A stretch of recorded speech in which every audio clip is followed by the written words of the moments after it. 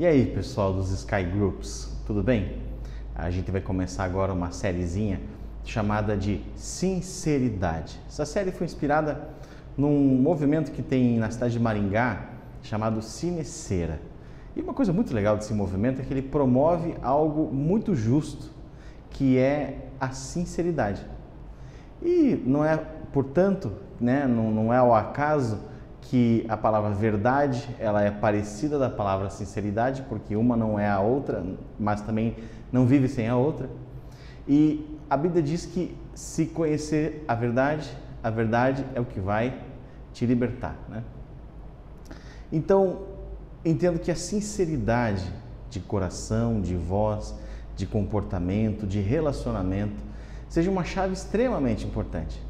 Porque é o jogo limpo, é o papo reto, é o sem o trololó, sem o trelelê, né? E aí, dessa maneira que nós vamos caminhar nessa série Sinceridade. E no nosso primeiro estudo de hoje, nós vamos direto para Apocalipse. Sim, quer ser sincero, vamos direto para ver como é que vão acabar as coisas, né? Ou melhor, como acaba este capítulo que estamos vivendo hoje. Depois tem muito mais pela frente. Mas vamos lá, em primeiro lugar, né? Quem tá falando, né? Quem revelou o Apocalipse, né? Quem é a fonte de Apocalipse? É João? Não. É o anjo? Não.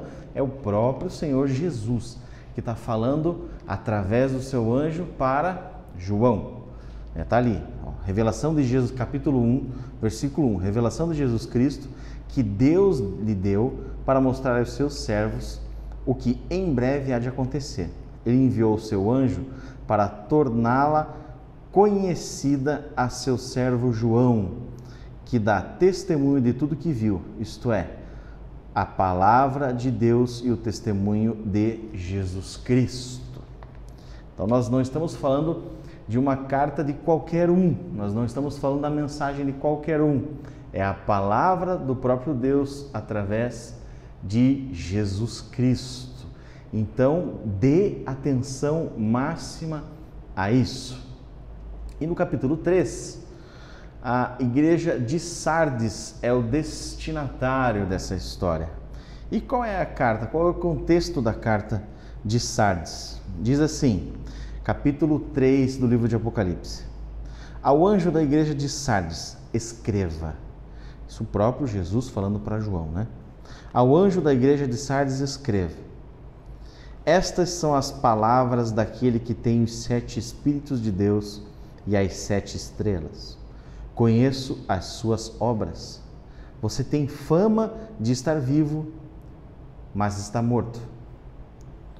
Esteja atento, fortaleça o que resta e o que estava para morrer, pois não achei suas obras perfeitas aos olhos do meu Deus. Vamos parar aqui.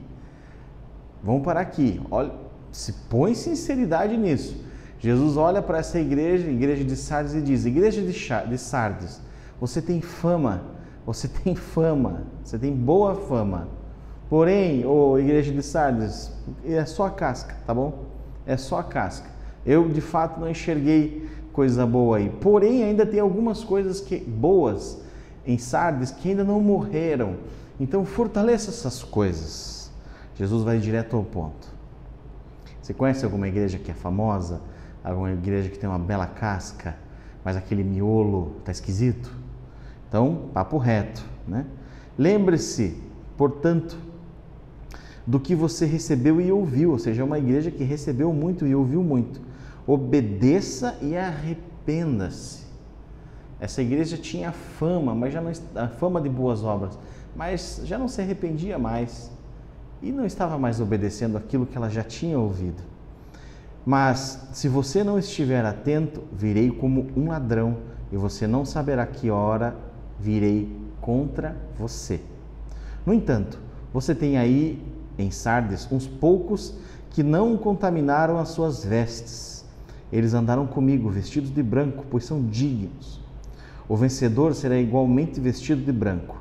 Jamais apagarei o seu nome do livro da vida, mas o reconhecerei diante do meu Pai e dos seus anjos. Aquele que tem ouvidos, ouça o que o Espírito diz às igrejas. Papo reto, sincero. Jesus está dizendo aqui, tem uma igreja aí de Sardes, e aí se isso cabe a você, se isso cabe a Sky, se isso cabe a qualquer outra igreja, a reflexão precisa ser feita. Por quê? Porque Jesus olhou assim, a casca está bonita, mas aquilo que você já ouviu muito, aquilo que você já recebeu muito, você não está obedecendo. Então se arrependa, porque no meio de você aí, Sardes, tem alguns que não abriram mão da santidade. Tem alguns que decidiram andar em santidade. Esses são os vencedores. E os vencedores eu não apagarei do livro da vida. Logo, aqueles que não são vencedores, o que Jesus fará? Isso não diz na Bíblia. Mas fica aí para o seu coração refletir. No grupo, converse, debata e faça a seguinte pergunta: será que o seu histórico de igreja permitiu que você fosse praticamente uma bela casca? Tivesse fama de um bom cristão, um bom evangélico, aquele que faz o checklist celestial, que permite que toda semana vá ao culto, que ore, que leia a Bíblia, que tenha uma casca perfeita, mas o miolo, aquilo que verdadeiramente já recebeu sobre um cristianismo verdadeiro, sobre propósito, sobre intensidade com Cristo, já não pratica, não se arrepende mais. Faça essa avaliação, pergunte um para o outro aí no grupo. E aí, ao entender sobre você, o que você acha? Será que você é somente casca? Será que você de fato não se assemelha a essa igreja de Sardes? Será que as boas obras que Jesus pediu para fazermos, nós estamos fazendo ou só estamos polindo a casca em volta? Esse é o nosso papo sincero. Segunda pergunta é: o que Jesus quis dizer com estes eu não retirarei do livro da vida? O que Jesus quis dizer com isso? Será que outros Jesus vai tirar do livro da vida? Que outros são esses? Bom, se quer uma resposta, vá para a Bíblia. Esse é o nosso papo sincero. Até mais, bom grupo!